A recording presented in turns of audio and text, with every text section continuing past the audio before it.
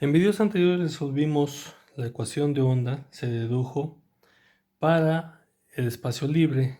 Ahora vamos a incluir un medio con pérdidas, es decir, un medio que presenta un valor de conducción finita. Por lo tanto, aquí vamos a incluir las propiedades de los metales.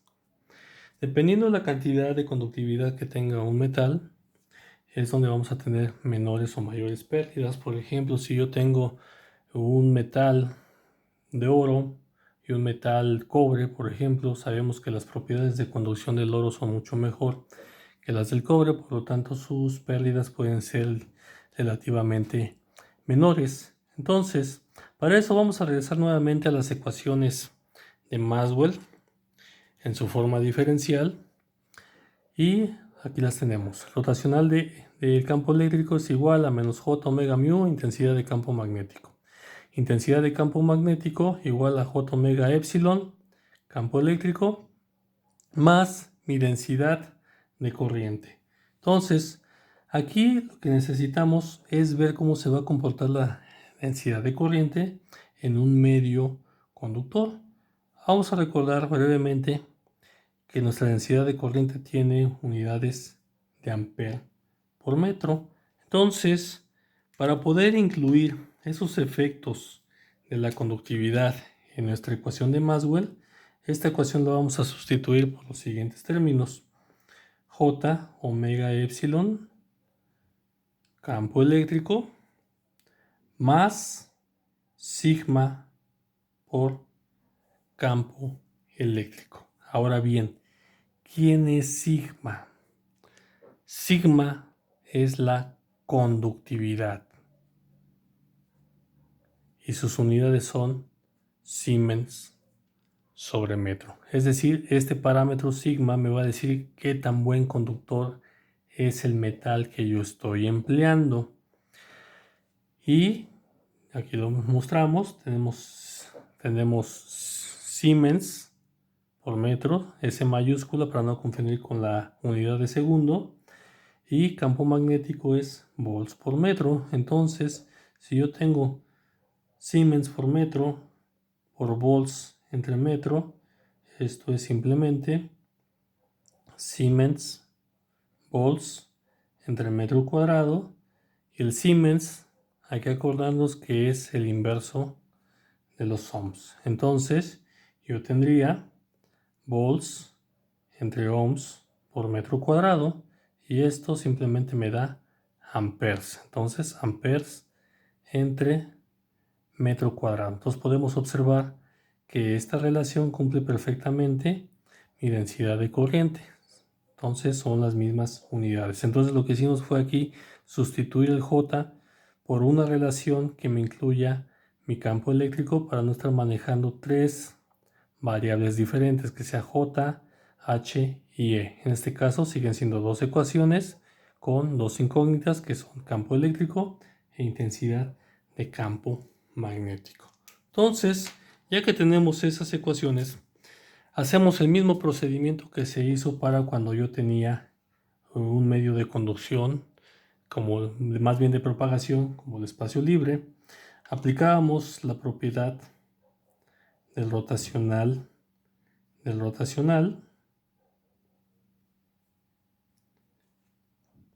y esto era igual a menos J omega mu por el rotacional de la intensidad de campo magnético. Pero ¿quién es este? Este, pues es esta expresión. Entonces, vamos a ponerlo así. Esto es igual a menos J omega mu que multiplica a J omega epsilon campo eléctrico más sigma campo magnético. Entonces, sustituyendo la propiedad del rotacional, que sabemos que no es otra cosa más que el gradiente de la divergencia del campo eléctrico menos el laplaciano del campo eléctrico, donde ya habíamos demostrado que la divergencia del campo eléctrico será igual a cero porque no teníamos aquí ninguna carga encerrada, y esto me iba a quedar simplemente como el laplaciano del campo eléctrico más omega cuadrada mu por epsilon. Vamos a simplificar esto, este campo eléctrico lo factorizamos y lo sacamos,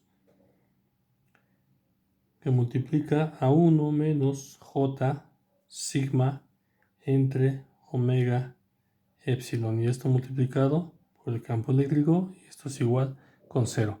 Las matemáticas, el álgebra que se utiliza para simplificar se deja de tarea. Van a ver que simplemente factorizamos lo sacamos. Lo que estamos haciendo aquí en este sigma es que agarramos el omega epsilon como factor común. Entonces, como aquí no tenemos un omega epsilon, simplemente lo tenemos dividiendo. Entonces, aquí podemos observar que nuevamente tenemos una ecuación de segundo grado, lineal, homogénea y de coeficientes constantes. En el caso de espacio libre, aquí el término, el factor que multiplicaba al campo eléctrico era el valor K al cuadrado, que era igual a omega cuadrada mu por epsilon. Ahora este K al cuadrado está multiplicado por esta parte, este número imaginario. Entonces ahora ese número imaginario, toda esta expresión le vamos a llamar gamma. En el caso anterior, esta era K, era el número de onda con unidades de 1 sobre metro. Ahora le vamos a llamar a todo este gamma cuadrada. ¿Sí? Y gamma es igual a alfa más j beta. ¿Quiénes son estas nuevas variables que yo estoy poniendo? Entonces, si observamos este número que yo tengo aquí, es un número complejo. Y un número complejo yo lo puedo representar por su parte real y su parte imaginaria. Entonces, de manera muy general, yo estoy poniendo que esa gamma es una parte real y una parte imaginaria. ¿Quién es alfa? Alfa la vamos a llamar la constante de atenuación. Sus unidades son 1 sobre metro. También se le llaman ahí para ciertas, cuando se estudia líneas de transmisión, se le pone como Newton, Nepper sobre metro, pero el Nepper no es una unidad tal cual, es como el radian. Beta se le conoce como constante de propagación. En muchas referencias ustedes lo van a encontrar como constante de fase. Y también tiene unidades lógicamente de 1 sobre metro. Por lo tanto, a gamma le vamos a llamar constante de propagación compleja.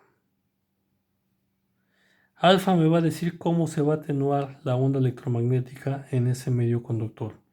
Beta me va a decir cómo se propaga, qué características va a tener la onda electromagnética dentro de ese medio de propagación, es decir, cómo va a ser su longitud de onda, cómo va a ser su velocidad de fase, etcétera, etcétera. Entonces, nuevamente, este me dice cuánto se atenúa y este me dice cómo se va a propagar, cuáles van a ser sus propiedades. Entonces, simplificando esto nuevamente, vamos a suponer que yo tengo otra vez una componente solamente EX, donde las otras componentes son uniformes en X y en Y.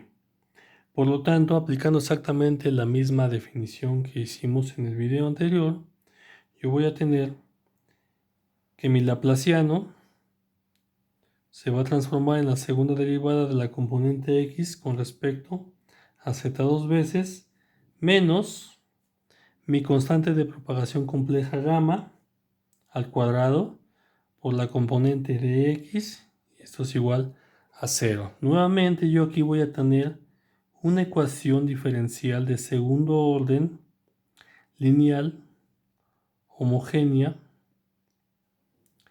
de coeficientes constantes. Y nuevamente la solución es una exponencial o un par de exponenciales cuyos argumentos van a ser las raíces del polinomio que yo tengo determinado por los coeficientes A, B y C. Entonces, de una manera general, nuevamente yo puedo expresar que mi componente en X de campo eléctrico con respecto a Z no es otra cosa más que nuevamente una constante de proporcionalidad por E a menos gamma Z más otra constante de proporcionalidad E a la gamma Z. A diferencia de la ecuación que resolvimos anteriormente, la exponencial llevaba una J por ahí. Aquí la J ya está integrada en el gamma, puesto que es una función compleja. ¿Sí? Entonces, aquí también, nuevamente, esta expresión me dice que es una onda electromagnética que viaja en el sentido positivo de las zetas. Y esta es una onda electromagnética que viaja en el sentido negativo de las zetas. ¿Sí? Resolviendo también para el campo eléctrico, yo voy a obtener nuevamente mi componente en Z debido al rotacional que yo tengo al aplicarlo en esta expresión. Y esto me va a dar el siguiente valor, menos J gamma entre omega mu, que multiplica a E más E a la menos gamma Z menos E a la gamma Z. Entonces este signo, recuerden, también es por el rotacional. Entonces yo voy a obtener en este caso que mi impedancia es J omega mu entre gamma. Y esta es la impedancia compleja de mi onda electromagnética en un medio guiado, en un medio con pérdidas. Entonces, si las pérdidas fueran cero, es decir, si alfa fuera cero, esta expresión se vuelve exactamente igual a la expresión que yo tenía anteriormente cuando resolvimos esto para el vacío. Entonces, aquí podemos ver perfectamente que el comportamiento de la onda electromagnética no solamente va a depender de las intensidades de los campos, va a depender del material que yo estoy empleando. Ese material puede ser un material dieléctrico con propiedades también por ahí, combinación con un material ferromagnético, por lo tanto, yo voy a tener una mu y un epsilon que me van a modificar el comportamiento de mi onda electromagnética, y eso lo vemos aquí en estas dos expresiones. Pero también, si yo tengo un material conductor y ese material conductor me va a decir qué tantas pérdidas voy a tener, y eso lo vemos aquí. Entonces, todos estos tres parámetros están íntimamente involucrados con la impedancia que va a tener mi onda electromagnética en ese material que yo estoy utilizando para que se propague. Entonces, esta expresión yo la puedo utilizar en líneas de transmisión como cables coaxiales, pistas de circuito impreso, microcintas, strip lines, guías de onda, etcétera, etcétera, etcétera. Es una solución importante que se puede utilizar también para el diseño de circuitos de radiofrecuencia y microondas, así como los fenómenos que pueden suceder en algunas estructuras como cajas resonantes, divisores de potencia, antenas, etcétera, etcétera.